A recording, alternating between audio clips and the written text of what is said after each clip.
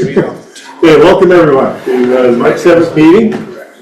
As always, the Indigenous Land Acknowledgement, RASC Halifax Centre respectfully acknowledges that we live and observe on the unceded territory of the Mi'kmaq people.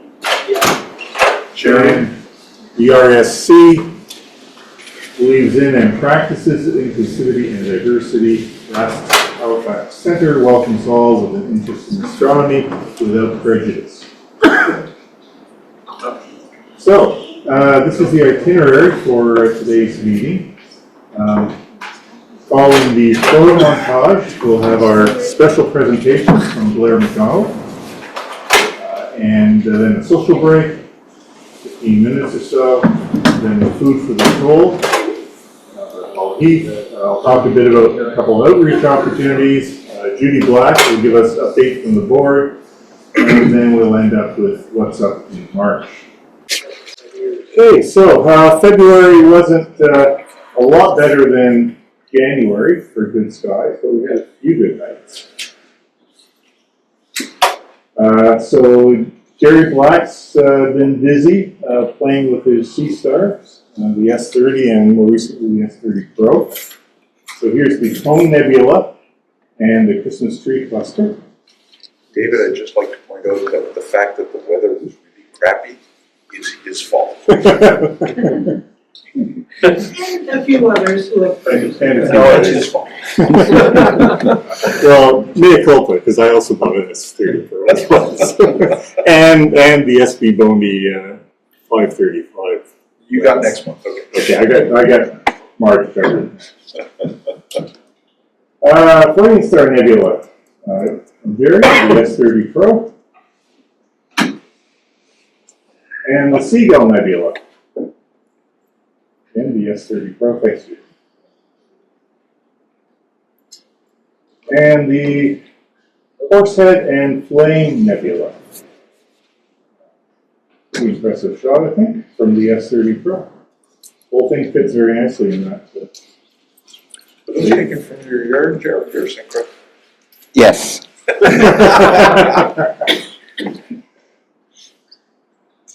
Michael Bolchat been taking pictures from his apartment windows. So this is the crescent moon on February 19th with nice earth shone being shown. And a large sunspot from February 6th.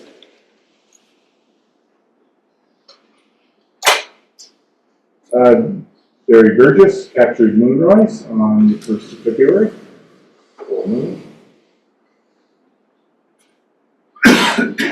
Jeff Donaldson got this shot of the Rosette Nebula in Montserrat. Yeah, Jeff has been doing a lot of mono, sulfur, hydrogen, and oxygen imaging. Popular target, the Horsehead and Flame Nebula from Jeff on the Enfield.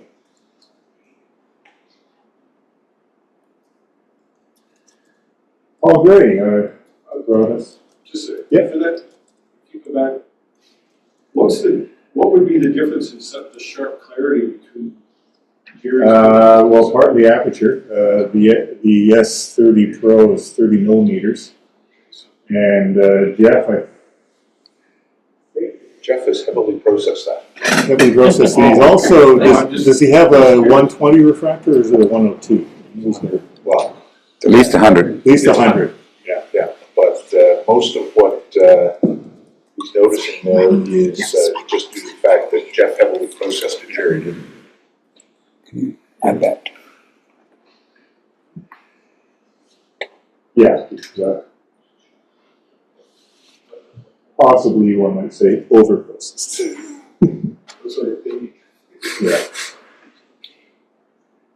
Actually, it looks like one of the metallic prints. Yeah. It looks a bit better on the screen than that screen. Yeah. Yeah, the large screen does not do some shots. Okay, Paul Gray. Gold Galaxy M81. Lots of detail there. And its companion, the Cigar Galaxy, SE82. The Starburst Galaxy and Paul really got the plumes of the jets of hydrogen out of the center of that galaxy.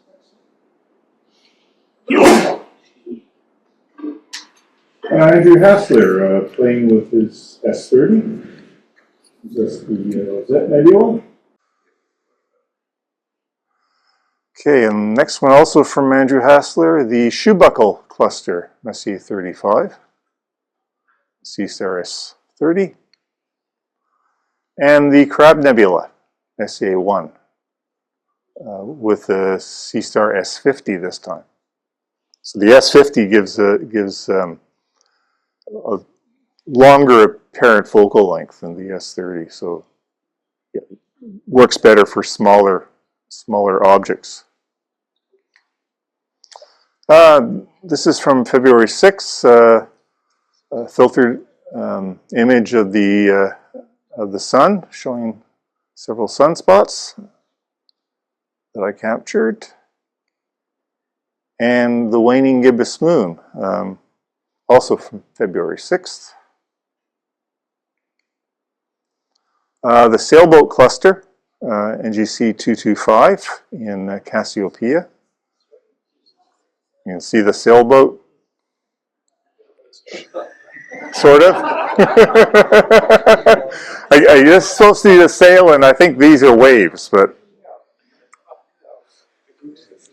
yeah, you have to have good imagination for these.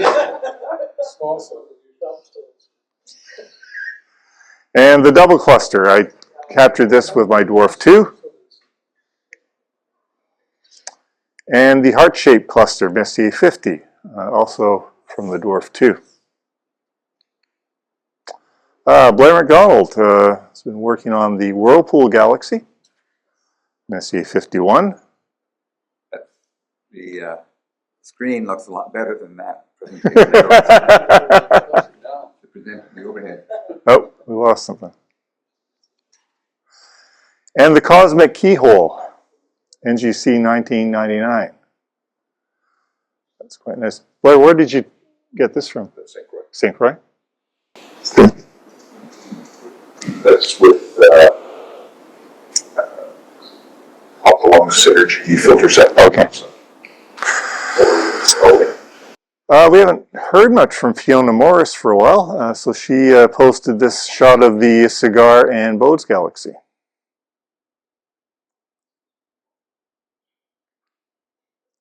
Norman Schneiderman, the Waxing Crescent Moon from February 20th. This is the C-Star S50. And finishing up, Kathy Walker's shot of Thor's helmet, NGC 2359 from Annapolis Valley. And a unnamed nebula, Sharpless 284 in Monoceros.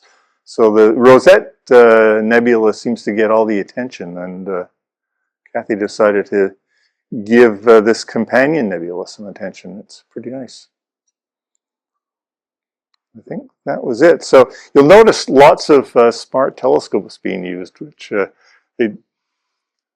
if you're only going to get an hour or two of clear skies, and it's really cold outside, they certainly provide an outlet for astro imaging while staying warm. Do they, Blair, you know, if they add, can you add images? Yes, like you have layer. Yep. Yep. You can. They'll actually do it in the scope. Yeah, they'll do it in the scope, but you can also have them save the individual subframes, and then you can take them out and stack them yourself. Like you know, where sometimes you go at the same object, maybe a couple months apart to get more and more. Yeah. Can you do that with these scopes? Yes. I happen to know what equipment Kathy is using. I think Kathy's still using her 8-inch reflector. I can see diffraction spikes, so it's certainly a reflector. Okay, so. Do you want to say what she's using now? No idea. No, that just appeared on the RASC Halifax site. I haven't seen anything from Fiona for a couple of years. College, right? Yeah. She's been busy. Yeah. But, obviously getting around to do some imaging again. So, Blair, you're up. You're up. So our guest speaker is Blair MacDonald, who needs no introduction, but a noted astrophotographer. And yeah. And if you haven't read the latest issue of Nova Notes, have a look at Blair's article on exoplanet There's also discovery of that article with all the math in it. in the journal. Yeah. You spared us the math, which was nice. so we've been reminded that we should be repeating the questions. Right. Okay.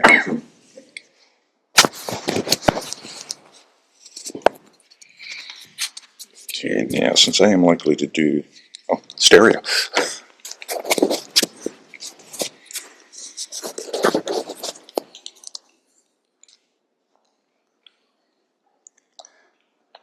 There we go. Okay. So at any rate, I started a series of astrophotography talks, astronomy in general talks really, called okay, now, which button, Jerry, is the laser pointer? The red one? Red one, yeah. Okay. Called Astrophotographer Skies, and the goal was to show people what you can see with a telescope. It wasn't necessarily aimed at people with a great deal of astronomy literacy, but they've morphed into a whole series of talks to show people the beauty of the night sky and what you can capture with just simple amateur telescopes. So this session is on last summer's, keep thinking of it as this summer, last summer's astrophotography taken both here in Halifax, in actual fact Bedford, and at our cottage. So here's my gear, just for those of you that haven't seen it. Everyone see it there, or am I still in someone's way? It got nicknamed the driveway. Okay, try that again. There we go. It got nicknamed the Driveway's End Observatory because it keeps being set up at the end of some driveway, whether it's at our cottage, home in Bedford, or I guess the observatory counts as the end of the driveway at St. Croix, doesn't it? It's basically built around an Esprit 120 from Skywatcher, an excellent telescope for imaging if anyone ever gets the opportunity to pick one up. And a modern CMOS camera. I finally upgraded and moved away from my DSLR. So it's a Zoo ASI 2600 color camera right here. I'm lazy, so I didn't go to the mono version and a whole bunch of filters. It all rides on a way too heavy Celestion CGXL mount. I say way too heavy because I have to carry it into St. Croix, but it does have the advantage that when the wind's blowing at 10, 15, 20 kilometers an hour, I still keep imaging. Mass has a, how does that go? Quantity has a quality all to its own. John Andrews, please. What's that? Admit John Andrews. Who? Is that the one that little 7-year-old hung off of? But No, it's the replacement for that one. That one was even heavier. What's that? Could you repeat the Oh, sure. Paul asked me if that's the one a little 7-year-old hung off of. We were doing some public observing at Atlantic Photo one year, and the previous mount to this one that I had, it was a CGE Pro, if I remember correctly, and it had a payload capacity of 90 pounds. And I had a reflector at the time on it at some public observing at Atlantic Photo. And it was up quite high, and this little guy, it was somewhere between 5 and 7. I think he was 7. He got up on the little step ladder that I had, and he's like a typical kid pulling on the eyepiece to get a view. And he went, "Wow!" and he kicked the ladder rod from underneath him. And he hung on the eyepiece looking, and of course we shove the ladder back under, and I go over and I say, "Okay, well, 1 second, I'll recenter everything." He said, "No, it didn't move." Anyway, it had quite the payload capacity. I don't know if you can see it here. There's a little box right in there. It's just a small mini PC that runs the whole system. It's quite convenient, especially at our cottage, because you can just remote desktop into that, do everything from inside the cottage, avoiding all the mosquitoes. And if anyone has ever been to our cottage, I know Jerry and a few others here have, the mosquitoes are something to be avoided. That's why this unit comes with a mosquito repellent in the bottom. Down in the bottom, that's right. I don't know if anyone noticed that. It's the most important part of the setup. At any rate, give people an idea of what the site at our cottage looks like. This is the view out the front window. And over the summer, of course, we had our drought and forest fire season. And because of some of the smoke that was in the atmosphere, we had some spectacular sunsets. I've never seen sunsets at the cottage that look like some of these. There's a couple here that I put images in that I took with my DSLR. 2 in particular are quite nice because this one, you can't see it in this photo, unfortunately, but there's a row of sunspots that goes across there, and you could stare at them naked eye. There was that much attenuation from the smoke. And then when the conditions were right, you got literally fire in the sky type sunsets. They were spectacular. I think, Judy, you have a picture of one of those, don't you? Yeah. Several, actually. And eventually, it gets dark. We'll get into what's in this photo in a little. Boy, that really does look bad in that screen, doesn't it? We'll get into this photo in a little bit. There's a couple of slides on it coming up. But when I got to the cottage this year, the moon was up. And, you know, what do astrophotographers shoot when the moon is up? Star clusters. So the double cluster was originally cataloged around 130 BC by Hipparchus, so it's been known for a long, long time. And as the name implies, there are 2 clusters, one at 7460 light years and the other one at 7640 light years. They're relatively close by each other, about 7,500 light years away from us, roughly. They're well within the visual magnitude limit, so one has, the closer one is slightly brighter at magnitude 3.7, and the dimmer one, 3.8. They're very young clusters. They're about 12 million years old, roughly. And, okay, come on, get the right button here. There we go. The next slide, which will show you the clusters themselves, it's about a 40-minute exposure, taken with an almost full moon in the sky. By the way, as I'm going through here, I'll be giving some details on the objects and not much more than the exposure on the images. So if anyone has got any questions, just raise your hand. I'm quite happy to talk ad nauseum on the imaging aspects. I'm an astrophotographer, not an astrophysicist, so my answers to any of the astronomy questions may be a little limited. Again, it was shot using my Esprit and the Zoo camera. And the clusters are probably fairly young. There's lots of hot, large, and luminous stars in the cluster. Those stars are short-lived, typically. So one indication that the cluster is quite young is it still has lots of big, bright blue stars. And when you look at the HR diagram, there's no main sequence cutoff yet. Again, another indication that the cluster is fairly young.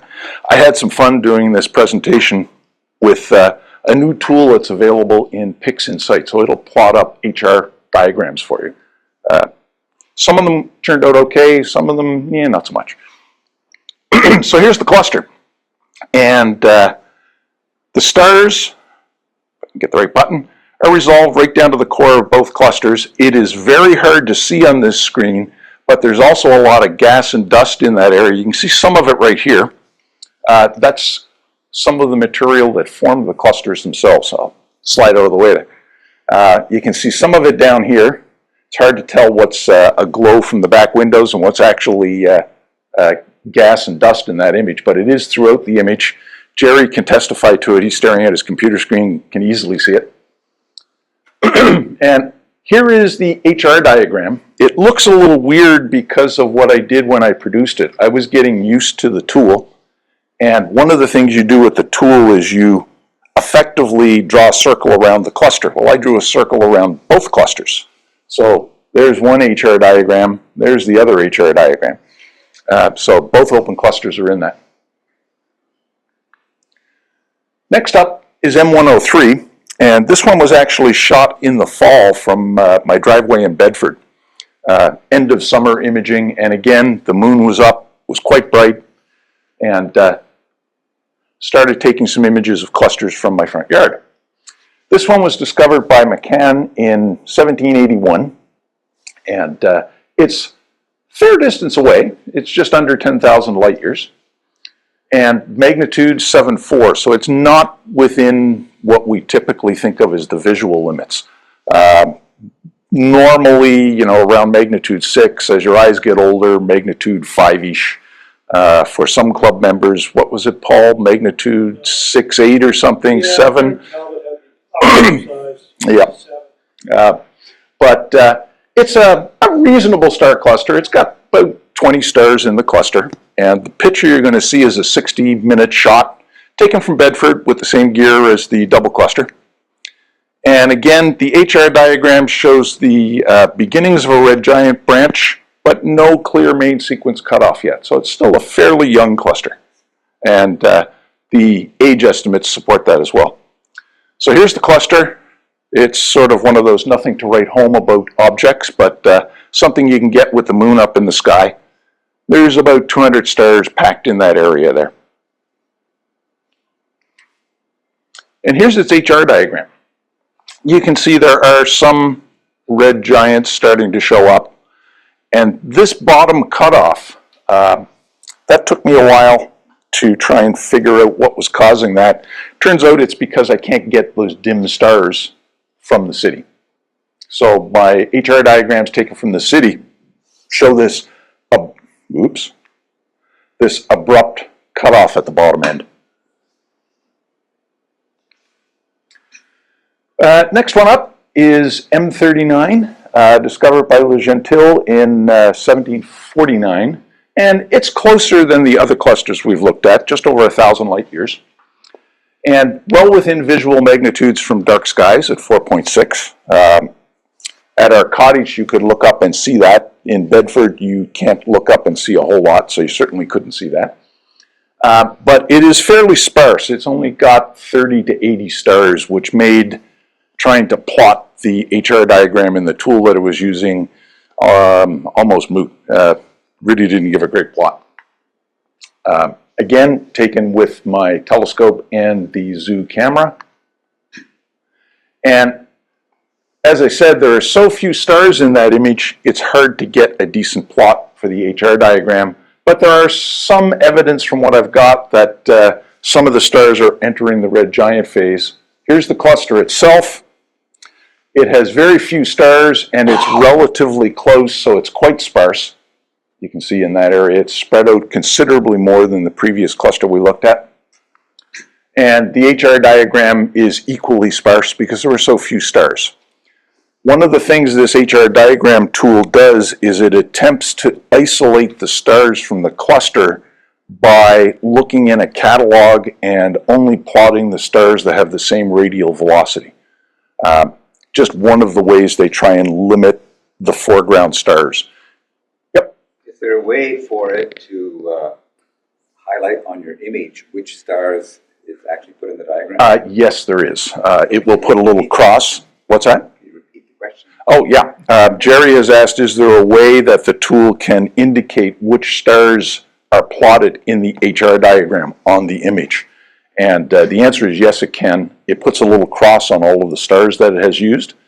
And I've looked up, good segue. I looked up this particular cluster because it was looking so weird. And there are a lot of stars that it selected that are not part of the cluster itself. The big thing that the tool uses is radial velocity. So if you happen to have foreground stars that have the same radial velocity, it may select them. And in this case, it did. There's another case coming up with M13, it did as well. Moving back to the cottage now, again with the moon in the sky, I went hunting for some globular clusters, and this is M92, a cluster in Hercules. Okay, I guess I got to hit that again. There we go. It was discovered by Bode in 1777, substantially further away than the open clusters we've looked at. Most globular clusters are 24 to 30,000 light years away, out at the edge of our galaxy where they orbit. Visual magnitude, arguably visually viewable with your naked eye, but only just. A fuzzy patch if you have really good eyesight. There's about 300,000 stars in the cluster, so substantially richer than the open clusters that we've looked at. And it's a showcase object in its own right. If M13 weren't in the same constellation, we'd be calling this the Great Cluster in Hercules instead of M13. There we go. It's a 3-hour shot taken from dark skies at the cottage, but the moon was up. So when I say dark, treat that as a grain of salt. Again, taken with the, right in everybody's way there. Everybody still see that? I guess now you can't pick me up, can you? Oh, we've got 2 cameras on. Okay. So again, this was taken with the Zoo camera and the Esprit 120. And the HR diagrams for globular clusters look substantially different than the HR diagrams you see for open clusters. There's clear evidence of a main sequence shutoff, and there's a horizontal branch of RR Lyra stars that you don't see in those other clusters. So here's a zoom into the core of M92, and you can see there are some red giants, there's lots of stars right across, and there are some foreground stars like these big guys here that pollute the data a little bit. If we look at the HR diagram for this, this is typical of most of our globular clusters that orbit the Milky Way. We see a main sequence. We see the main sequence cut off where the stars are evolving toward red giants. We have this horizontal branch, which are those RR Lyra stars that I mentioned. And we have 2 other things in these HR diagrams that are consistent in almost all of our Milky Way globulars. There's this little gap right here when you go from the main sequence to the turn-off point, and it's always at about 2.5 to 3 magnitudes. And the horizontal branch always has this gap, sometimes it's smaller, sometimes wider, at 0 magnitude. And I do not know the reason for that. If anyone is curious, if anyone happens to know, please let me know. But it is consistent in most of the globulars in the Milky Way. They all look very similar to that. The package did a very good job on this HR diagram. It literally looks like I stole it out of a textbook. I did not. Next up, another globular cluster, and this is the full field of my camera. This is M13, and it's got a few other deep sky objects in there. You can see there's a little galaxy up here. There's another one here. There's a couple actually embedded in the cluster itself. And again, come on, get up there. This is known as the Great Globular in Hercules. It was discovered by Halley in 1714. And again, you notice it's about 24,000 rather light years away, similar distance to almost all of the globulars, between 24 to 30,000 light years. Visual magnitude, I used to be able to look up and say, oh gee, there it is. I look up now and struggle a little bit now that my eyes are getting a little older, but visual magnitude 5.8 and 300,000 to 500,000 stars. It is one of the richest globulars in the northern sky. I think, Paul, if I remember right, M22 has more. But M22 is low and small, so it's kind of hard to compare the two. Again, a 3-hour shot taken with my scope and camera. And the HR diagram is very similar to M92. There's more pollution from the foreground stars in the image. You're looking through more of the nearby stars to see this cluster. And again, clear evidence of a main sequence cutoff and a horizontal branch. Here's a zoom in on the cluster itself, and you can see that there are stars that just come right into the core. It's reasonably well resolved all the way through. I have to give credit to Zoo and that particular camera. Its dynamic range is fantastic. This, by the way, is made up of a bunch of 10-minute exposures with no filter. So that's a straight 10-minute shot. Added up several of them to get 3 hours. Blair, Yeah. Go back for a second. Point out the propeller. It's one of the best images I've seen. There. It shows the propeller. Visually, that's very hard to see, but unless you're in a very dark site. But imaging-wise, it's normally lost because processing overexposures. I did a lot of work to hang on to that. That's really good. Yeah, I couldn't get the second propeller. Yes. It's actually, I guess I did. It's just barely there. There's one arm of it, and there's another one there and there, but it didn't show up. But yeah, that was something I did a lot of work on in that processing to try and keep was the propeller.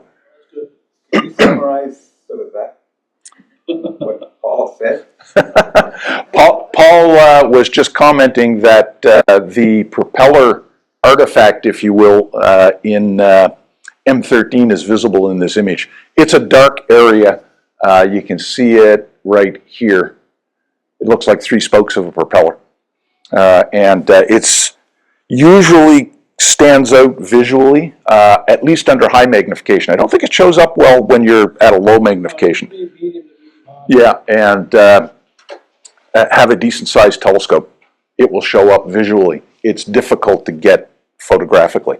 Again, a bit of a testament to that Zoo camera and its dynamic range. Paul, you have a Zoo camera. You know what I'm talking about. It's just awesome for picking up stuff like that. The propeller, is that a residual of the formation of this rover? I honestly don't know. I don't know whether it's gas and dust in front of the cluster or whether it's something inherent in the cluster. It's a good question, Paul. Paul had asked if exactly, well, to paraphrase, what is the propeller? And I honestly don't know. It's a good question. Anyone in the audience have any info on that? Tiffany's shaking her head. So. Here is the HR diagram, and similar to M92, it's got a main sequence. It's got the cutoff here, but you'll notice there's a gap. A little harder to see because it's polluted by foreground stars, but same gap at the same point, roughly 2.5 to 3. And this horizontal branch, again, has a little gap as it crosses 0. Yep. Question. You have color index here to create this HR diagram, and you're using just color images, so not in different filters. Do you know how the software is grabbing Yes. colors? It does. Can you repeat that question? Tiffany's asking how I got color index on the horizontal axis here. 2 reasons, Tiffany. It has access to the Gaia database, so it can look it up. But also it's a color camera, so I have red, green, and blue data. And it uses all of them to get B, well, it doesn't get B minus V, it gets B minus R. So that's the color index you see along there. So it's using the color information that you were taking. I'm sorry, could you repeat that? It's just using the color information that your camera is. Correct. Yeah, she asked, is it just using the color information from my camera? And that's correct, it did. Yeah, PixInsight has a couple of interesting, they call them scripts. They're add-ons that other people can write. One is this HR diagramming tool, and another one we'll talk about in November when I do a talk on finding exoplanets. It's got a very nice photometry tool. Here's that Cygnus wide field image that we looked at.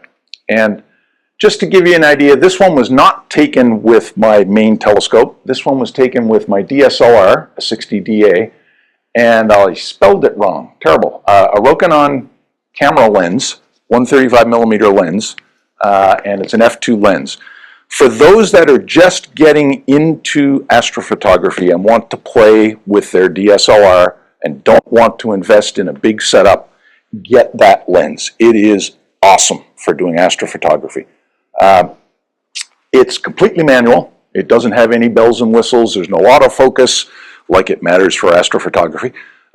There's nothing automatic about the lens at all. The entire cost of the lens goes into the glass, and as a result, it has pinpoint stars right to the corners. And I mean right to the corners. They look wonderful.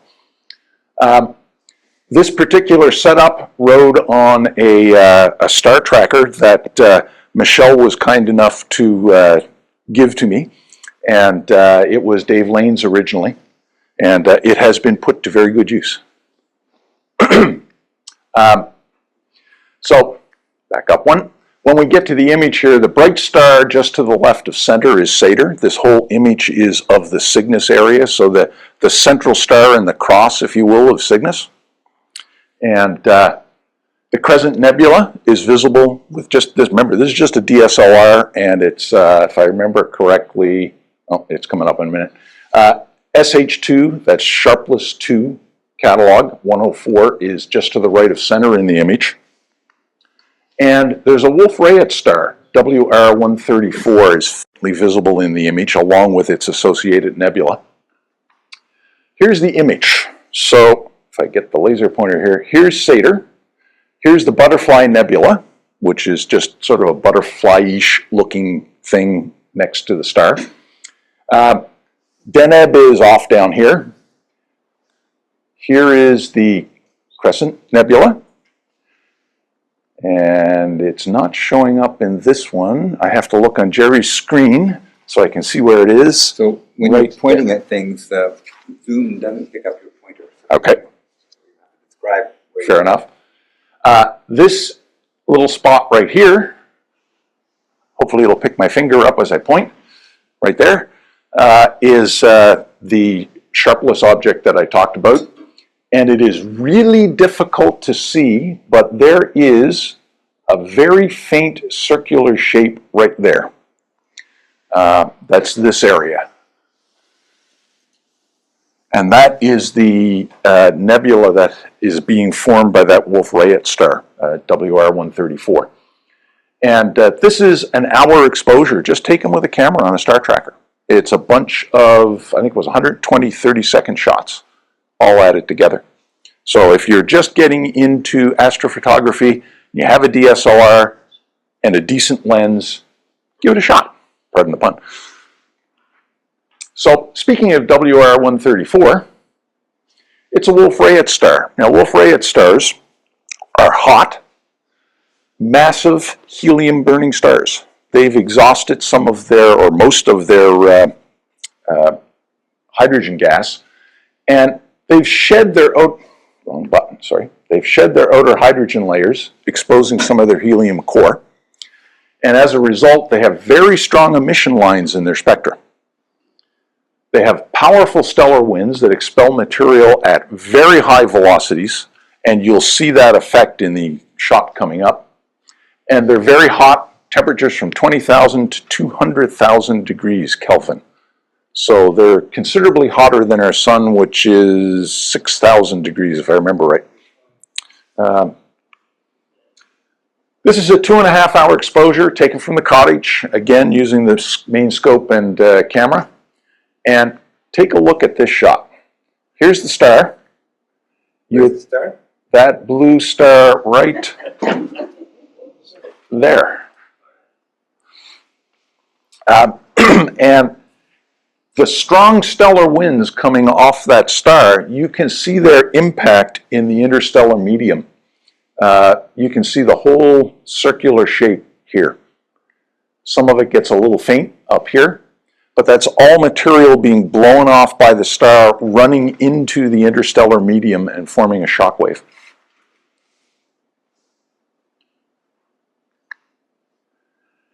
Next up, SH2 157. So, by the way, anytime you see SH2, it's Sharpless's second catalog. And it's an emission nebula in Cassiopeia near the Bubble Nebula. Now, it's not one that visual astronomers tend to be too familiar with because it is exceedingly faint. Its integrated magnitude is fairly high, but it's also very big, so its surface brightness is quite low. Not too many people have actually observed this one. Its distance is about 11,000 light years. It's got a 7th magnitude cluster, NGC 7510, and it's at the, yep, I switched the image, lower right in the image. You'll see it when it pops up here. It's a just about 4-hour exposure, and you'll see the next several images are all listed as 3.75 hours. I was gunning for 4, but at our cottage we have a neighbor who's a nurse. She was working back shift the whole time, and she would come home around then and take out one of the subs. So at any rate, 3 hours and 45 minutes of exposure, and here's the target.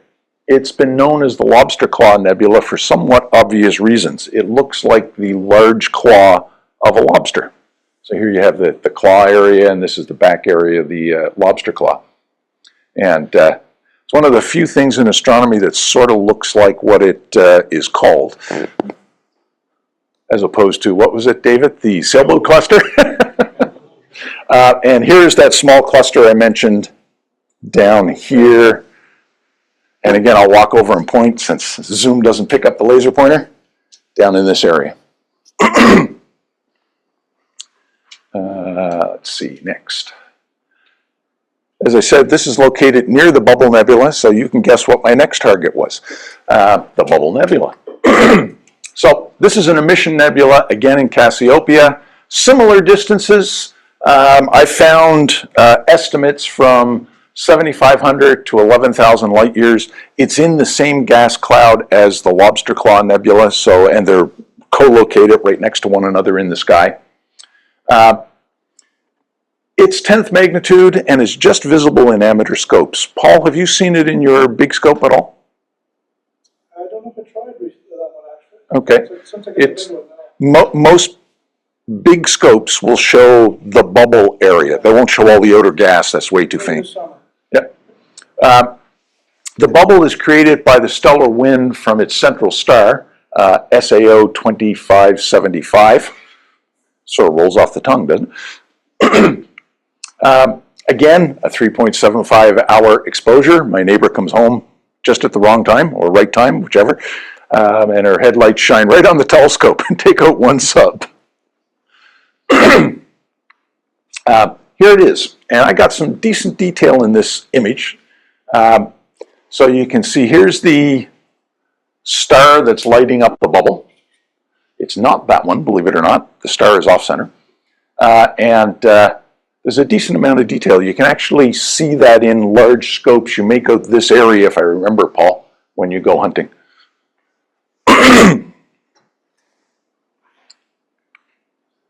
So next up, by the way, I should mention one other thing. All of those images of the red emission nebula are all filtered. They had a Optolong L-enhanced filter in. Even though I'm in dark skies, very similar to St. Croix, about 4th magnitude thereabouts. Sorry, Bortle 4 skies, I should say. The filter does a wonderful job at bringing out some of the detail, so I tend to use it on emission nebula. The Iris, however, is not an emission target. It's a reflection nebula in Cepheus. And it's about 1,300-ish light years away. and its magnitude is 6.8, and it's actually quite visible in amateur telescopes, at least the central area and bright star in the middle.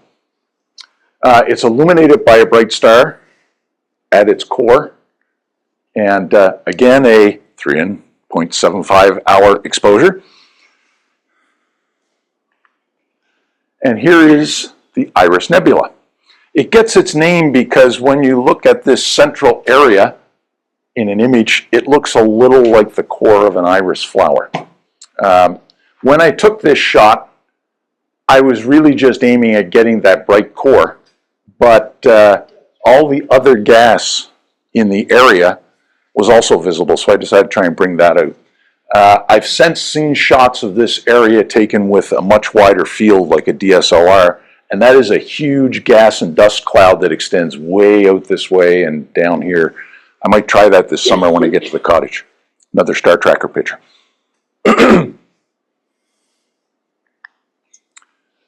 Fireworks Galaxy.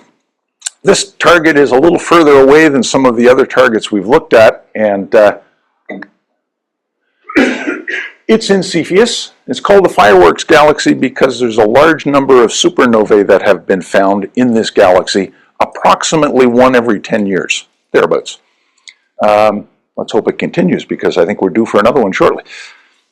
It's about 25 million light years away, discovered by Herschel in the late 1700s, and it's fairly easily, it would be fairly easily visible in amateur telescopes if it weren't for the fact that it's located in the Milky Way.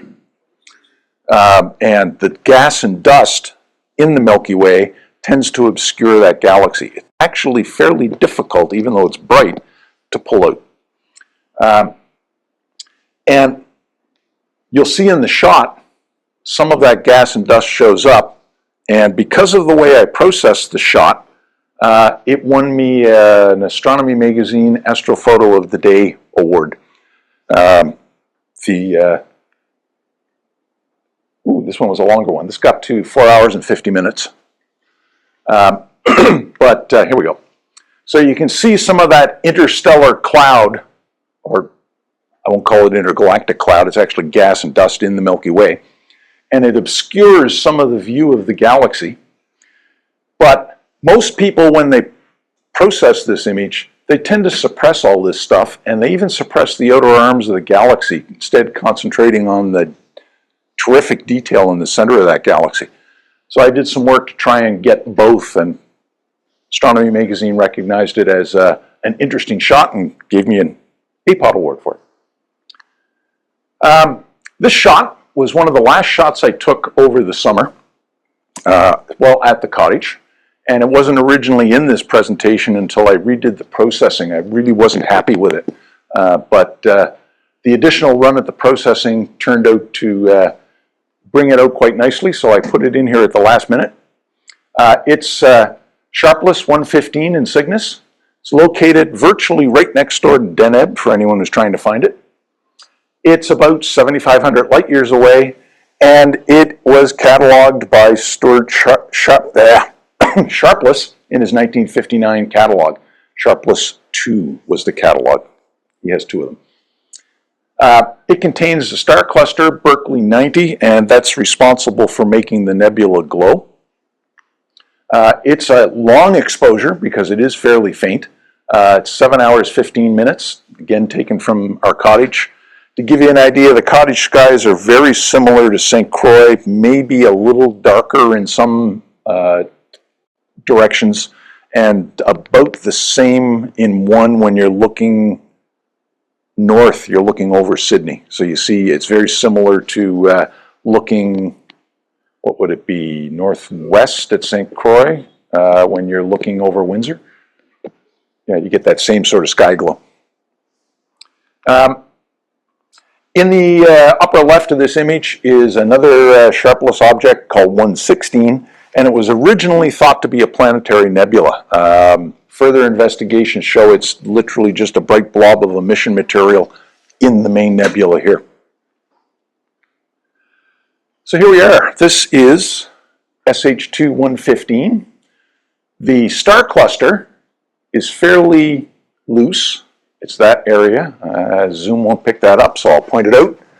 This area here. And that star cluster makes the whole nebula glow. The ultraviolet light from some of the bright stars make it glow in hydrogen alpha emission. This is SH2116, and you can see when you look at that why people originally thought it was a planetary. It looks very similar to many planetary nebulae, but it is not. It's just an emission target within the main nebula. What's that? Nope. And at any rate, the last object here in the talk is NGC 747.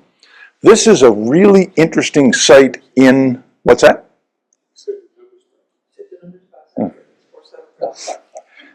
I used to drive my math professor nuts.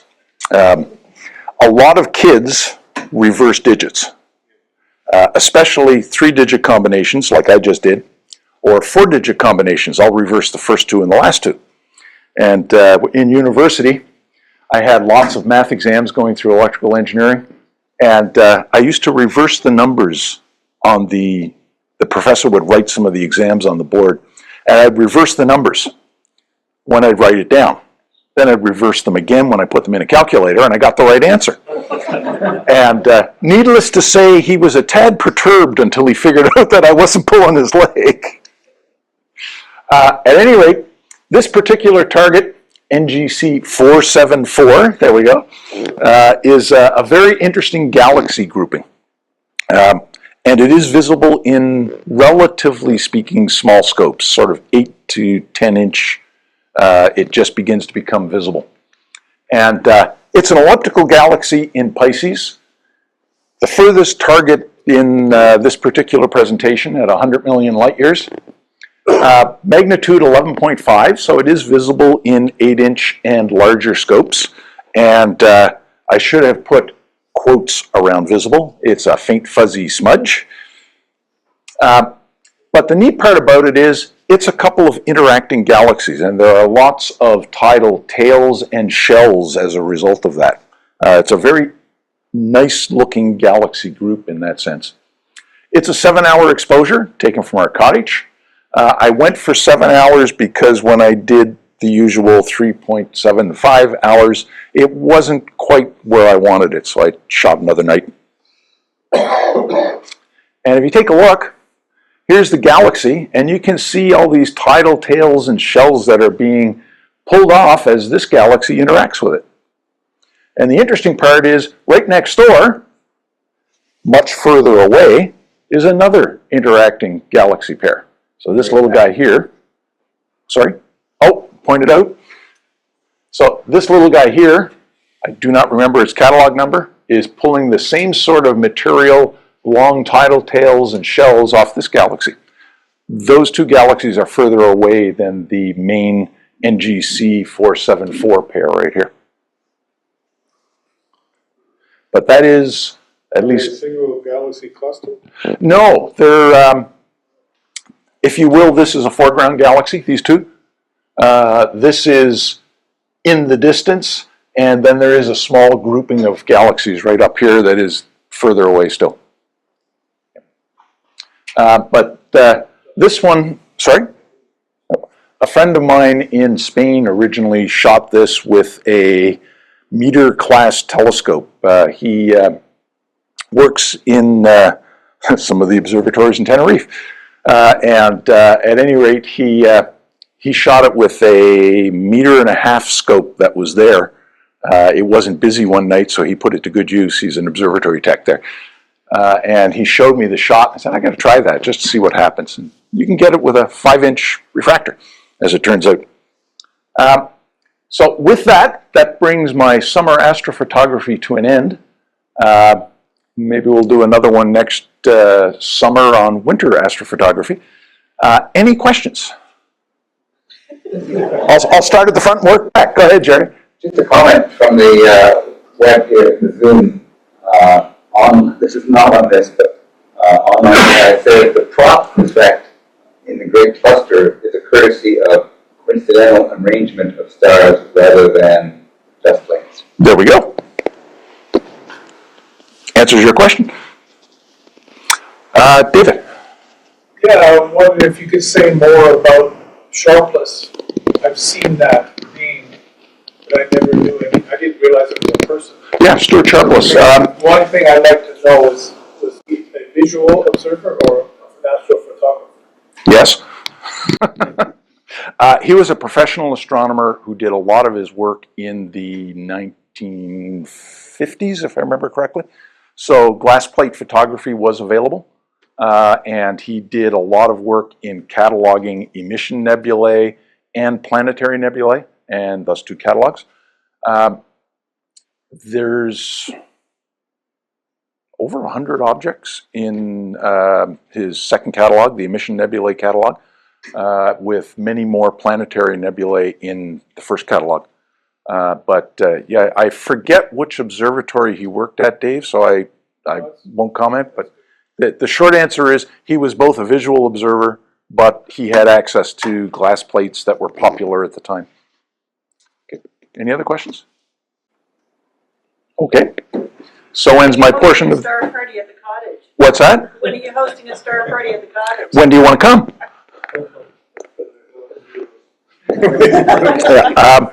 Careful what you invite. Yeah. You do actually, but no. Literally, Sue. Anytime you and Paul want to come down, you're more than welcome. I don't suggest now though, because you'll have to shovel to get in. Yeah, Paul. So most of Sharpless's work was done with the glass plates from the Polymer Observatory Sky Survey. Most of it would have been done with the 48-inch Schmidt camera. Okay. So that's where most of his... That would make sense because most of the targets he has are quite big. Yeah. Way too big to fit in the 200-inch. Yeah. Any other questions, comments? Okay, so ends my portion of the evening entertainment. And no shop, and no, thank you. And inside joke, but no soft shoe, Mary Lou.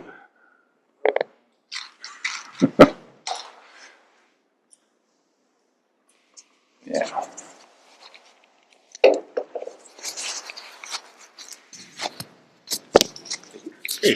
Okay, so we'll break for 15 minutes or so. Okay, we're going to get started again with Paul Heath, Food for the Soul. I'll let you know. I'll put you...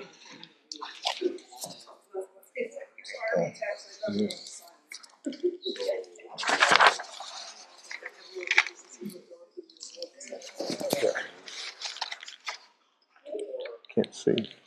Do I turn it around or? No, I think it's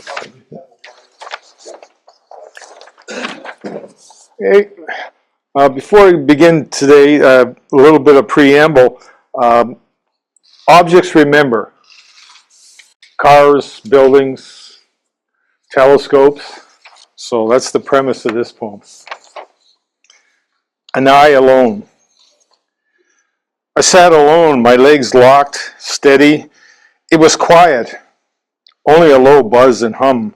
The gentle touch of wind upon the trees, once a peaceful sound, now isolating. Without touch, the whir swings my eye. These staging swings, now only a brief glimpse of the gentle glow, now distant behind glass walls. Once proof of peaceful unity, now isolation. I am set rapid now, then left standing alone. But I remember. Remember when my feet were set with care, when my eye was aligned patiently, precisely, when hands with delicate touch tracked my eye, when his warmth in solitude was peace, when darkness fell and he remained.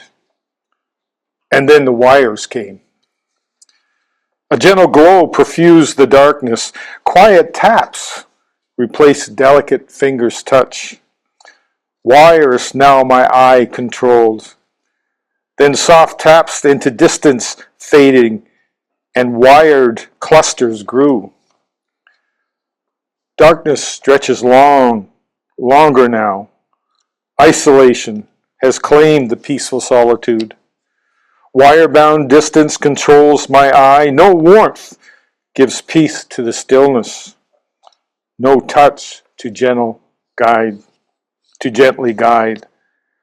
I still sweep the vast expanse, still track the measured shifting, still gather its faint memory, but do not hold it close within. And alone I remember a delicate touch, a warm solitude. That's from your telescope to you, Blair. Wires have definitely grown. Yes. I can remember when there was no wires, when you first started sitting beside you as you moved the telescope a little bit at a time. So Left out all the swearing. it is a public meeting. So.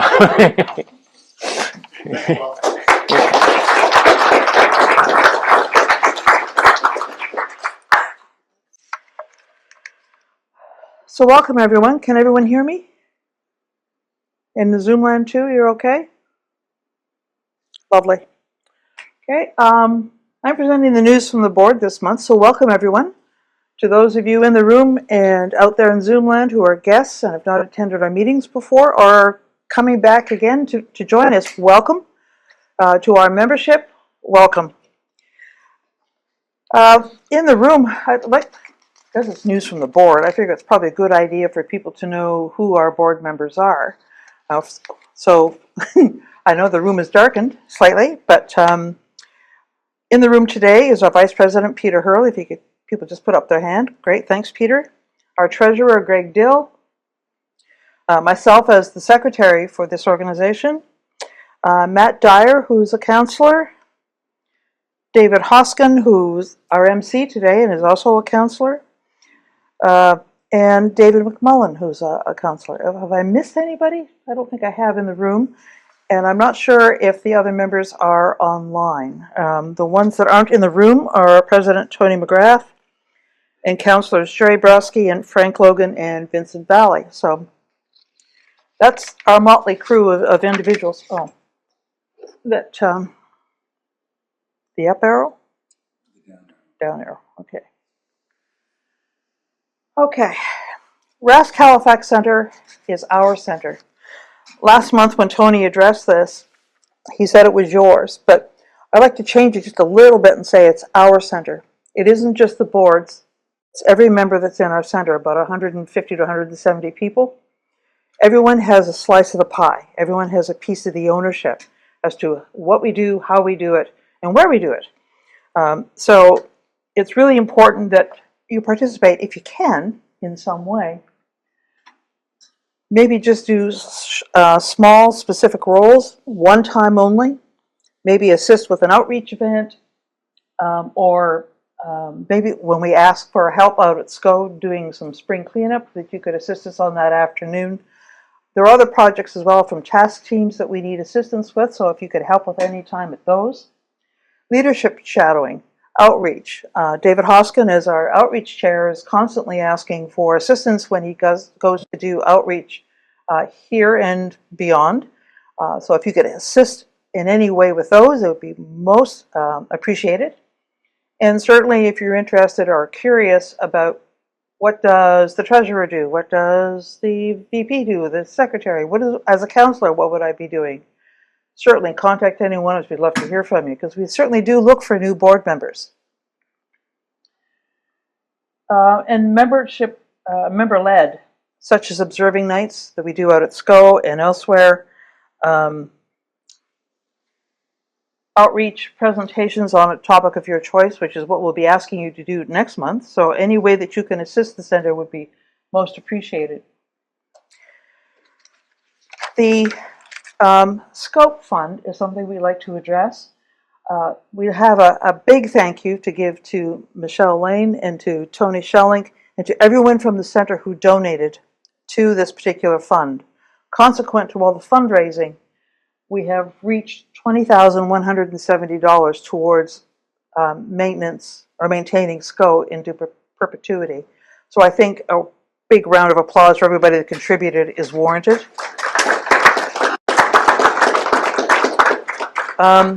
although the matching campaign is over, we have reached our goal of the 20,000. That doesn't mean that you still can't contribute at any point in the future. If you wish to continue contributing, we more than welcome it. You can do so by emailing treasurer@halifax.rasc.ca and just put in the notes what your the amount that you're donating is for. Now, if it's go to the Scope Fund, or Greg, correct me if I'm wrong, but they can also suggest the Scope Maintenance Fund, which is money that can be used right away. It's SCO as opposed to Scope. Okay, Scope Fund versus Scope Fund. Okay. The monies that you see here have been put into GICs so that we have the income from them coming over long term. The SCO Fund is monies that we'll be utilizing, and we do have a budget for it every year as well, but you can certainly, if you want something specific or money donated specifically immediately for SCO maintenance, that could be done too. Down arrow. So, get out of the way here. Our astro imaging sale is still up, and it's in support of the Scope Fund itself. And this is an ongoing thing, that there are pictures that are available for purchase and printing, both an 8x12 and a 16x24. And those pictures will change from time to time. There are 6 currently on the site, but we are looking forward to adding others in the near future. So if you want to look at the photos that are for sale, go into this is our homepage on our website. On the far right is the news column, and that particular link is the one that you would go to go and view the pictures that are for sale and to purchase them. Right now, the photos that were donated for this purpose are from Blair and from Jerry Black. Oops, sorry. Nova Notes. This is a newsletter that's from our center that comes out 5 times a year, thanks to the great work of Lisa Ann Fanning and John McPhee. It is now posted on our website, so you have to just go to publications, and the current version is there. I think it's also on our front page, if I'm not mistaken, a link to it. Our previous Nova Notes go back to December 1970, but recently, thanks to donation from Michelle of Dave's old newsletters, we also have some previous newsletters of our center. They weren't called Nova Notes, they were called Galaxy. And so we do have 2 full years of Galaxy from those years, plus one from 63 and one from 64, I believe. But we're looking, if anybody knows of anyone that might have some older editions of the Galaxy, love to hear from you, be it paper or electronic. I'll take either, so that we can update our history for our center. But Lisa Ann, this edition, if you haven't read it yet, you should. There's an incredible photograph in there that, thanks to, I believe, Tony McGrath, who contacted a friend of his, Mark Davidson, of New Trails Out There Photography, who took a phenomenal aerial view of the center. It shows center plus the lake, and the lake is frozen except part of it's open. And to me, it looks like a penguin swimming with its fins out. So have a boo at that. It's on page 12. It's well worth a look. As per usual, there are messages from the president and from the editor. The president this issue has thanked all those that contributed to the Scope Fund and to those who donated to the center this past year in 2025. David Hoskin has another edition of his lunar moonscapes, and this time he focused on Mare Orientale, or Orientale, however you pronounce it. It's a really cool feature to find, and it's not easy. It comes near a full moon, and you really have to wait until it is librated appropriately, I've discovered, because I went looking for it because of the Isabel Williamson program. But when you find it, it's exquisite. It's really quite cool to see. So read his interesting article. Paul's 2 poems from the previous 2 meetings. I've also, because of the editions from 60 to 62 of the Galaxy, I thought it'd be really cool for members to know the stuff that we did back then. And so there's an article that I wrote about the content of those 2 years worth of newsletter. And Lisa Ann has her puzzle corner, her word search, and certainly the summary and the members' photos and the summary of the meetings from previous months. So there's lots to read about in this latest edition.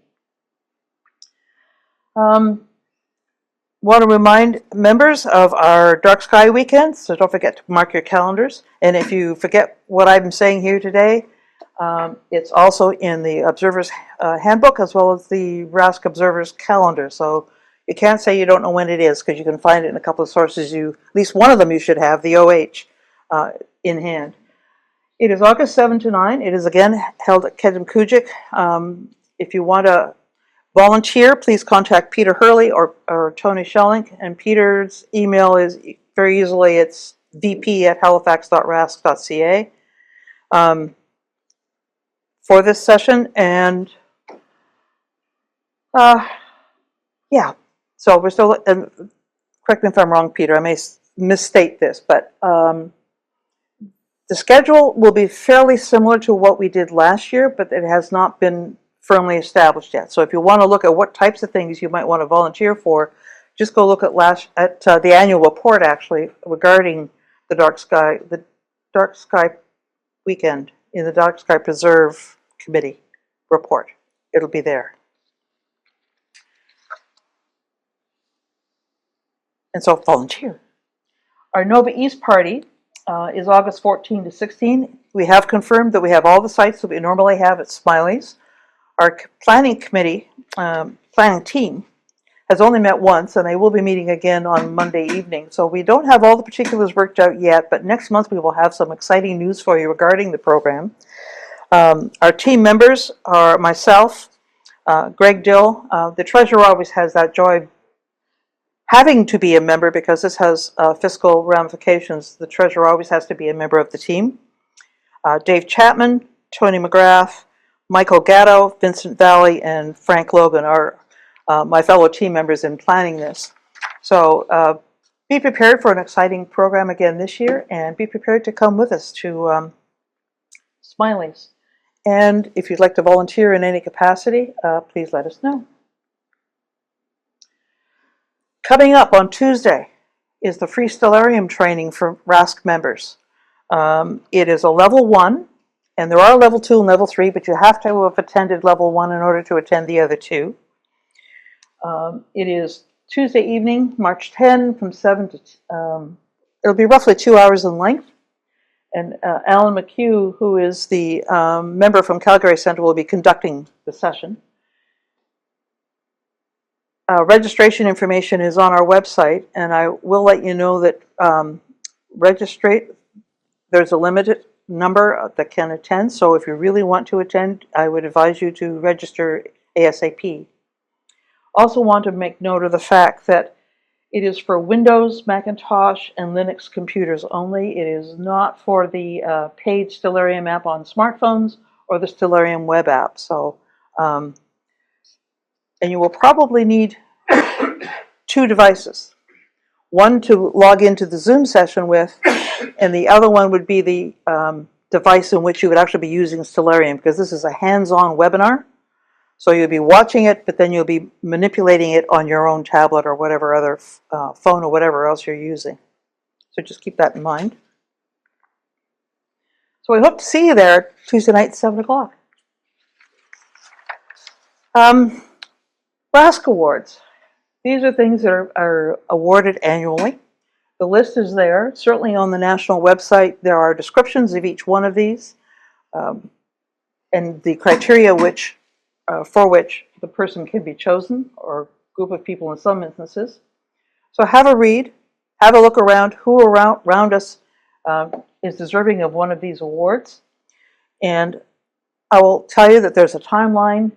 You only have 299 days left to submit.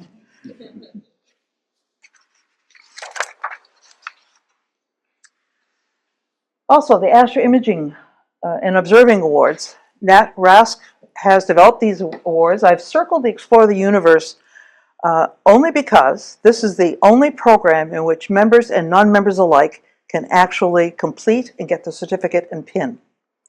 Okay? The program there are 110 objects that are listed in the program, and you can do all 10 if you so desire, but only 55 are required for the certificate and pin. The others, explore the moon, for instance. There are two versions of it. There's a telescope and a binocular.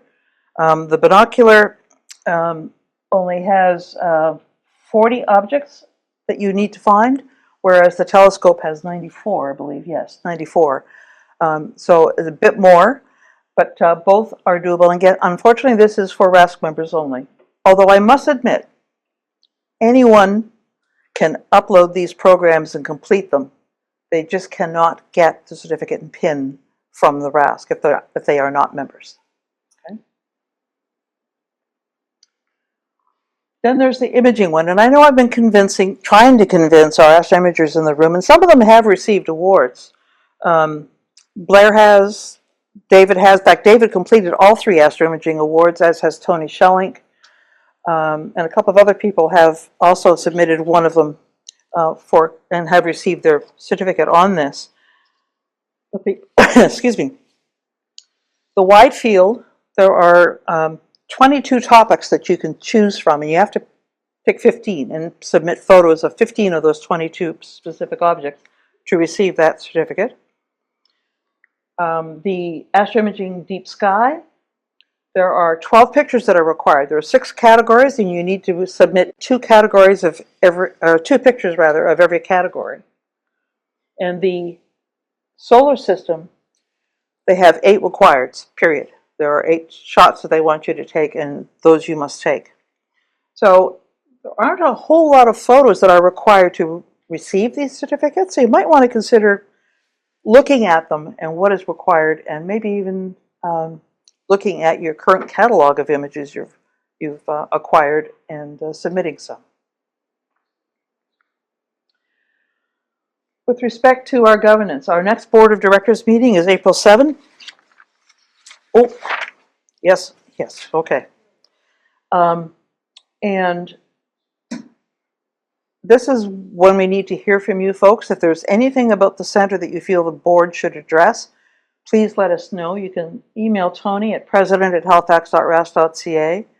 If there's an event that you figure we should know about, or if there's something that you feel the center should be addressing that needs fixing, whatever, please let us know. Remember that first slide, it's our center, it's all of ours, so we need to hear from you. And anyone else besides Tony, again, you go to contact us, and the email addresses for other of the executive as well as the committee chairs are there on that contact us. RASC National Council, its next meeting is not till the end of April, April 26th, and I happen to be chair of that particular group. For those that don't know what the National Council is, it is a committee of the National RASC Board of Directors, and it's a consultory type committee. The membership comprises representatives from each of the 30 centers. Each center gets 1 rep per 200 members. Our center has less than 200, so hence there's only 1 rep, which, like I said a moment ago, is me. But it also gives the centers a forum by which, if we feel that something has to be addressed nationally, we can bring it forward to that table, and we can then make the board aware of something that we feel you really should know about this, or have you thought about this needs addressing, whatever. Excuse me. So it's a two-way street. The board does come to the council with draft budgets, with draft policy changes, and if there was to be an increase in the membership fees, they also come to the National Council for input.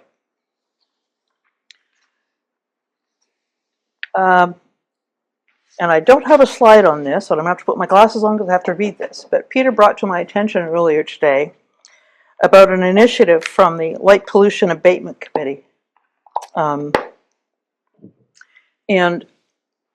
given we're talking about national stuff, there was an email that went out to light pollution abatement members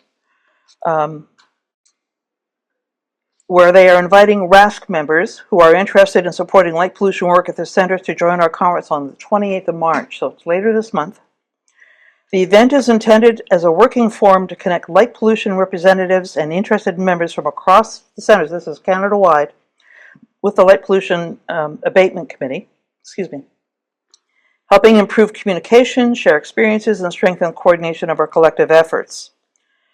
The conference is not designed as an educational session on light pollution or mitigation. It's an opportunity for those engaged or hoping to become engaged in center-level light pollution activities to connect and collaborate. There will be an email going out later in the next few days from Peter, who will provide more information with the agenda and how to register if you're interested in attending. So keep an eye out for that. And I was also reading somewhere as well that this was sort of in preparation for an event that happens 2 weeks later, which is the International Dark Sky Week, which happens from April 13 to 20. So keep your eyes open we'll have more information on that. I have emailed the Light Pollution Abatement Committee and said, have you got anything planned around this week? So we're waiting to hear back on that.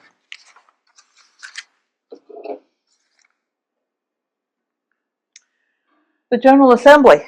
I asked you last month to keep May 2nd and 3rd open for the General Assembly. It's a virtual conference again this year. It's not an in-person one. And it's exploring the night. It's trying to convince people to go back under the stars, go out and look up. And it's coast to coast, again, as per usual, except there might be a slight complicator. As most of you should know by now, our executive director at the national level, Jenna Hines, is leaving the organization, retiring from RASC. And consequent to that, some of the tasks that she would be completing, she is unable to complete. And one of them is the details surrounding the General Assembly. An email went out from the president to both the presidents and to the National Council requesting assistance and that we advise our membership. So this is, as the National Council rep, I'm advising you of the possibility that the GA may be canceled this year. From our president, Brendan Roy, he noted that the GA success does rely on volunteers, and that's so true. It's our speakers and all sorts of key roles within the GA are volunteers from our membership. And without your support, our support, it's likely we'll have to cancel this year's GA. And they're currently looking for volunteers to assist with the following roles. They need Zoom speaker hosting. They need training hosts in Zoom for those with a great deal of experience with Zoom and how to operate it, training those that want to be those hosts. GA website updates, and it is not driven, it is not the main website, it is the website specifically for the GA. Logo design and print prep. I've got asterisks here because a volunteer has stepped forward to do that. Ticket sales setup and promotion via Driven. GatherTown hosting.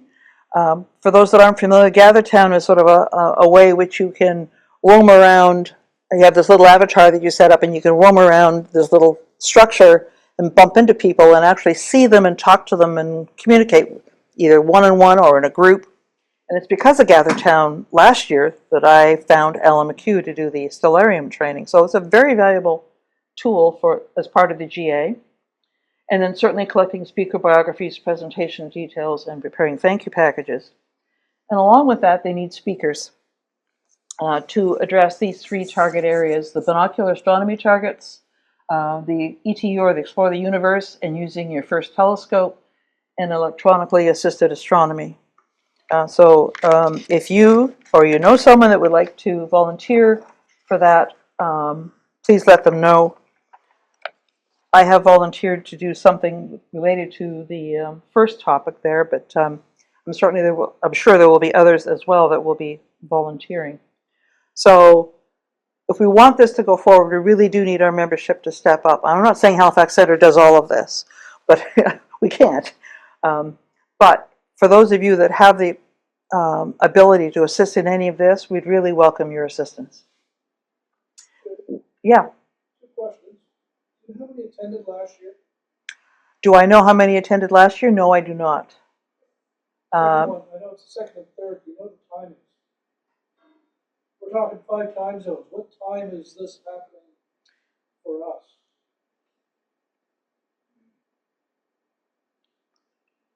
That's a good question. I don't know what time it starts. I know it's not too early because it cannot be before 9 a.m. Pacific, which would mean 1 p.m. our time. So I'm assuming, Paul, that would be the start time around 1 p.m. Atlantic. Finish time, it might be 6, 7 o'clock, given it would be a full day, and then whatever time above and beyond that you want to spend at Gathertown. So it'd be a day and a half, I think. I think it's only a full day Saturday and only a half day on the 3rd, if it follows last year's model. Judy, is this all going to be mailed out to members, emailed out to members? Yes, it was. It was? I do believe. Yeah, 2 or 3 days ago. Yeah, 2 or 3 days ago I sent it out. Oh, Mary Lou asked if this information was sent to members, and it was sent out a couple of days ago. For Brendan Check. Roy. Sorry? It was sent for Brendan Roy, not for you, is that right? If he sent it out through the discussion list, yes, it would have been through him. Otherwise, it was through the presidents of the NC list, and I would have forwarded that from him to the membership. But as long as you receive it, I don't care how you receive it. But if you didn't receive it, please check your junk mail, because sometimes my email does go there when I send stuff out. So be aware of that. And if you didn't receive it, just let me know and I'll resend to you personally. Okay?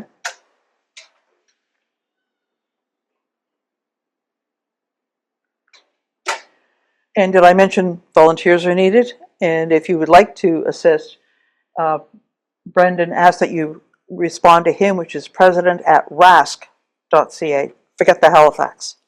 Okay. Our public meetings. Typically, our public meetings are the first Saturday of the month. That's not the case in April. Because of the GA, pending GA happening that first weekend, we've moved our meeting to April 11th. And also, the April 2nd, 3rd weekend also happens to be Easter weekend, so we were trying to avoid that. We asked that members step forward to do some mini presentations for that meeting, and so far we have Jeremy Kuzev doing citizen science aurora watching. Peter Hurley, Jerry Black, Dave Hoskin, and Bob Russell have agreed to do something on smart telescope image comparison, and I'll be doing something on astronomy humor. And today Paul has agreed to do a session on Suns in the Room, which is a outreach for classrooms thing. So we've got 4 presentations, but if you would like to present something, please let us know. May 9, again, it's not the second weekend. Sorry. Yeah, it's not the first weekend, it's the second weekend, May 9. We have Chris Gaynor from Victoria Centre addressing, excuse me, how engineers from Avro, Canada, help put astronauts on the moon. So that'll be an exciting one to come to. June 6th, we're hoping to invite Michelle Lane and Andrea Meisner from Manitoba, hopefully, and Tiffany as well, to address the Starfinders. That's still up in the air. We haven't confirmed anything yet, Tiffany, so don't panic. But that was one of the suggestions that came for June, given it would be the end of the school year, and we might have some information regarding the Starfinder program and its successes and challenges. September 12 and 13, we have yet to acquire a speaker, so if any of you have suggestions, please bring them forward. We'd love to hear from you. November 7, Blair has agreed to come back again and address finding exoplanets. And then December 5th is the AGM, and we're open to suggestion there as well for a speaker. And again, all our dates for our meetings are on our homepage, so be advised that they are there. And so, any questions? There's your calendar. Tuesday board members, 7th is our board meeting. And on the Saturday, 11th, members and guests, that's our next session with mini presentations. Yes, Mary Lou? Is there a date for the national annual meeting yet? I know it's in June. Beyond that, I don't know. What was the question? Oh, sorry. What was the date of the national AGM? And that is not known yet.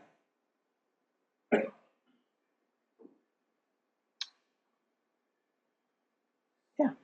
So, any questions? Okay.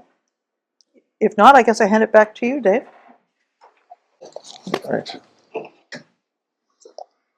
Yep, what's up?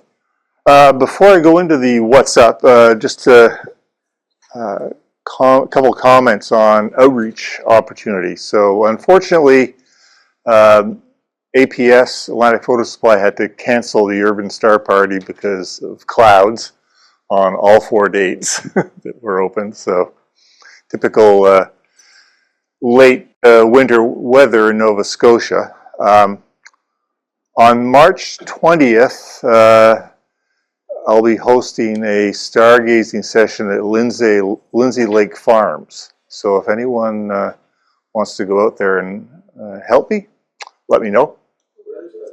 Muscatobit. It's about an hour and a half out of here. From here. Pardon? Okay. Great. And on the 25th of April, we'll have a setup at the Discovery Center for Astronomy Day. So again, let myself or Peter Hurley know if you can attend. Hopefully the weather will cooperate and we'll be able to do some stargazing with telescopes in the evening on the boardwalk behind the Discovery Center. That will start around 8, I think, 7:30, 8 o'clock, but the moon's fairly high up in the sky, so we'll be able to do some moon gazing even before it gets really dark. So just keep those in mind, keep them on your calendar. So what's up in the March sky? This title picture reminds me that we're coming into galaxy season. So Leo and Virgo are high up in the sky. You don't have to stay up too late to see them, and lots of galaxies to look at and image. This is Markarian's chain, by the way. Okay, so sunset. Everyone's noticed that it's light later at night, and it gets light earlier in the morning. So as of the start of the month, sunrise was 6:51 and sunset was 6:02. By the end of the month, sunrise will be at 6:56 and sunset will be at 7:40. And the reason that we're going to 7:40 is daylight savings time tomorrow, spring ahead at 2 a.m. So you'll lose an hour of sleep. For anyone with the go-to telescope, remember to change your settings to when it asks you, are you on daylight savings time or not? Software does it automatically. Okay. Some doesn't. If you use a hand controller, you need to enter it. And I know David had a problem with that once with this Celestron. Really hard to star align if you don't have the right time set. The vernal equinox will be March 20th at 11:46, and that is the reason for the Lindsay Lake Farms outreach. They're having a spring equinox event, which starts with I think it's they have a herd of bison, so kind of a experience-driven farm event starting earlier, and then once it gets dark, we'll move into the stargazing. The sun, lots of nice sunspots currently. And most of those are still going to be around when we get sunny weather. I think on Monday the sun's supposed to come back. These sunspots, though, all have stable delta magnetic fields, so we're not going to, unlikely to see any northern lights as a result of these sunspots. The full moon just passed, the snow blinding moon on March 3rd, and there was a total lunar eclipse visible across much of Canada, except for where there was cloud. I know some folks in Calgary were complaining that they were clouded in. In Nova Scotia, we were only able to see a partial lunar eclipse, but it was still well worth getting up early in the morning to see. I know Peter Hurley and Jerry Black and myself went out with our smart telescopes and DSLRs and took some pictures.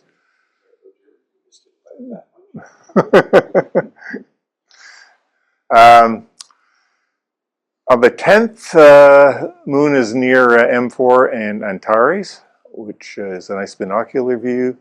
Last quarter moon on the 11th. On the 17th, moon near Mercury and Mars. Then the new moon, the maple sugar moon, on March 19th. Moons near Venus on the 19th and the 20th. And near Uranus and the Pleiades on the 22nd. First quarter moon on the 25th. And then we have the moon on the 25th, 26th near Jupiter. Followed on the 27th with the moon coming close to M44, and lastly on the 29th the moon is near Regulus. So just to zoom in on some of those, this is what you'd see through your Celestron 15 by 70 Skymaster binoculars on the 10th. So in one field of view you've got Antares and the Crab globular cluster and the moon. And the moon shouldn't wash out too much of that field. On the 17th, you get to see the 7 a.m., so you don't have to get up super early, but this is a challenge because you need a really good eastern horizon to see this. But there'll be a very old, thin crescent moon close to the horizon, and Mercury and Mars really close to the horizon. So I think basically you have to be looking out over the ocean to see this.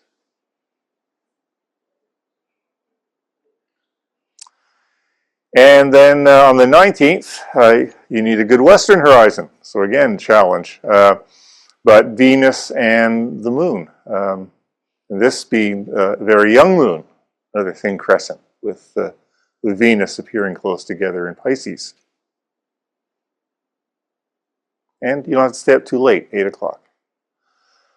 On the 22nd, this is what you'd look for with the moon close to the Pleiades, Messier 45, 9. The 27th, the moon and the Beehive cluster in one field of view in your 15 by 70 binoculars.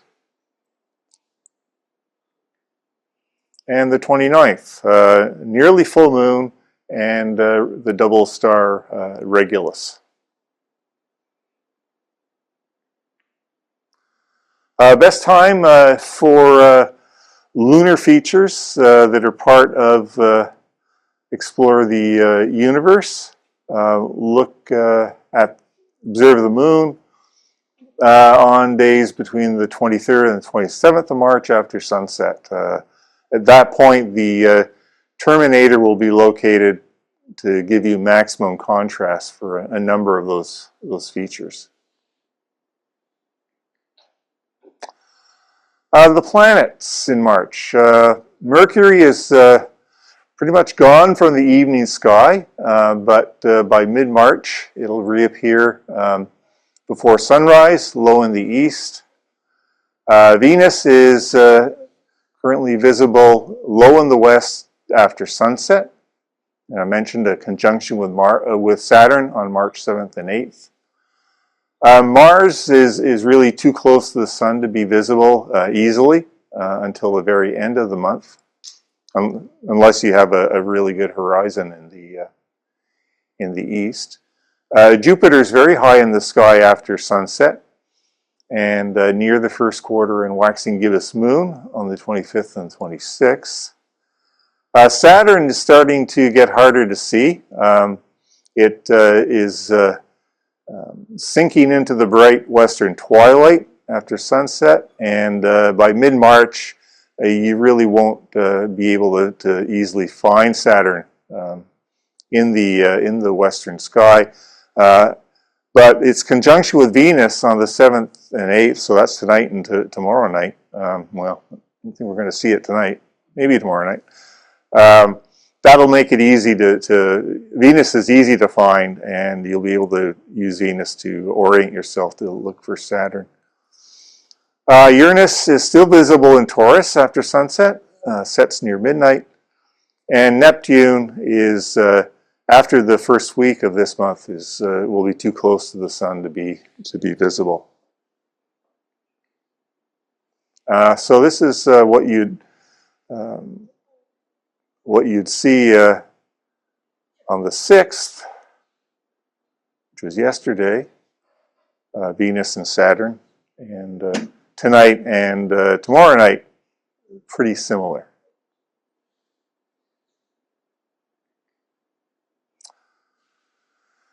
Okay, this is a good time of year to look for zodiacal light.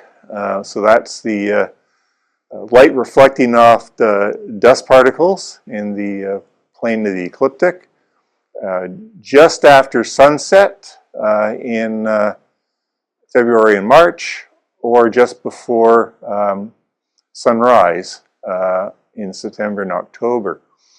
You need a dark observing site, and you have a couple weeks where conditions are favorable to see this. So March 5th to the 19th. And it's not showing up too well, but this is a triangle shape is zodiacal light.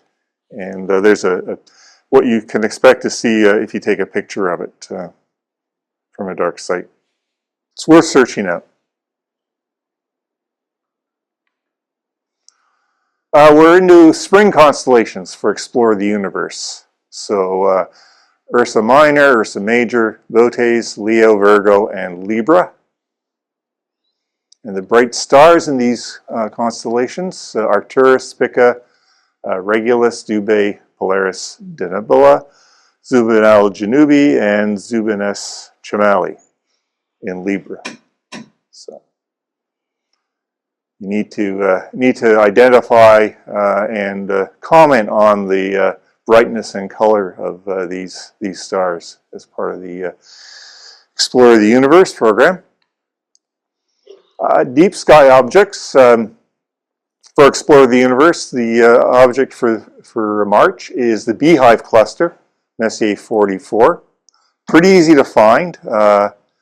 And if there's no moon in the sky, even from the city, at least the suburbs, you can see it unaided eye as a fuzzy patch between Castor, Pollux, and Regulus. So there's Regulus and Castor and Pollux. Gemini's off here somewhere, and there's M44. Again, this is one of those open star clusters you look at and say, where did that name come from? I always thought it meant it looks like a swarm of bees. Apparently, it's because it resembles an old cone-shaped beehive. You need a lot of imagination to see that, I think. Anyway.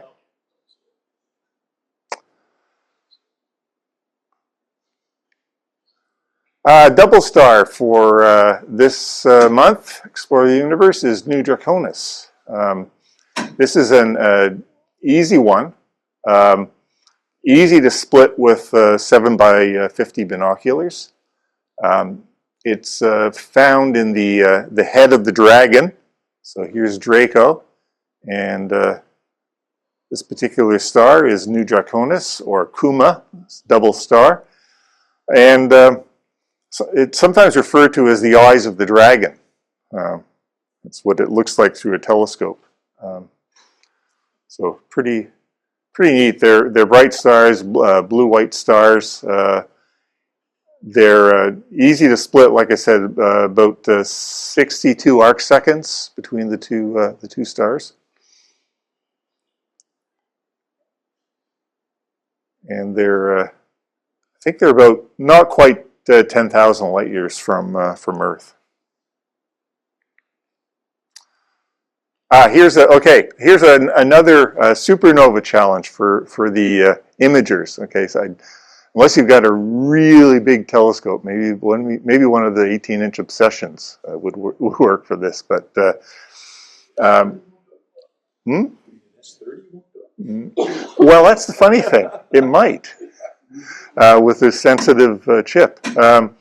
This is SN 2026 DIX in Ursa Major, and it's close to a galaxy, NGC 3913. The supernova, when it is a Type 2b supernova, when it was discovered in February, it was magnitude 13.6, and I don't think it's changed a lot in brightness. This is a picture I took of it earlier in the week with just about nearly a full moon from Clayton Park, and there's the galaxy, NGC 3913, and there's the supernova. So it really stands out. I've seen pictures online taken with a C-Star S50 of it. I took this with my 80 millimeter triplet refractor and the TubeTech equivalent of the ASI 2600 camera that Blair uses. And I think I had to use, I stacked, I think, 25 4-minute subs for this. 13.6, it should be that. No, the challenge was the bright moon, the snow on the ground, throwing up a lot of light. Even at that from Bedford, I can get down to 17 magnitude. Yeah. Like 5 to 10 minutes. Right. So. Yeah. So go for it. I know Peter had a shot with his S50 at the previous supernova I talked about last month. I posted it last night. Yep. The last data point on March 1st was 13.3, so still holding. Okay, good.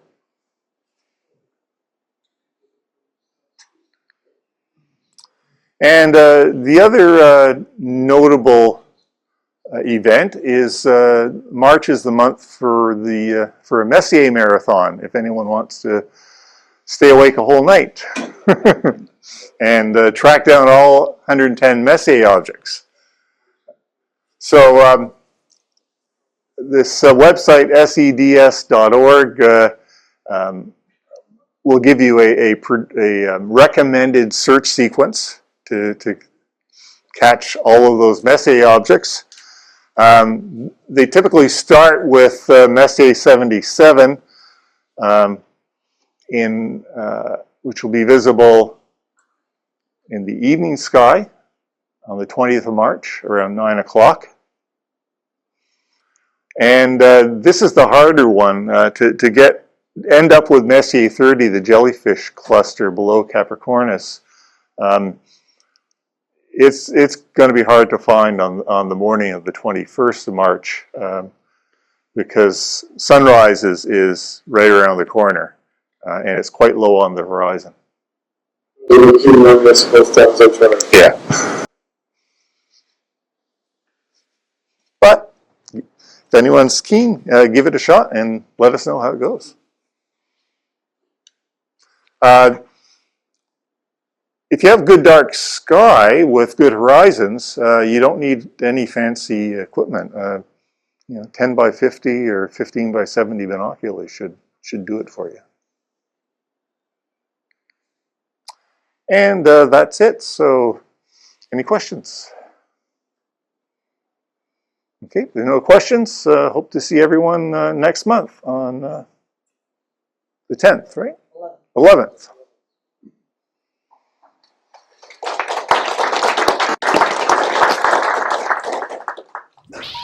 Please hang up and try again.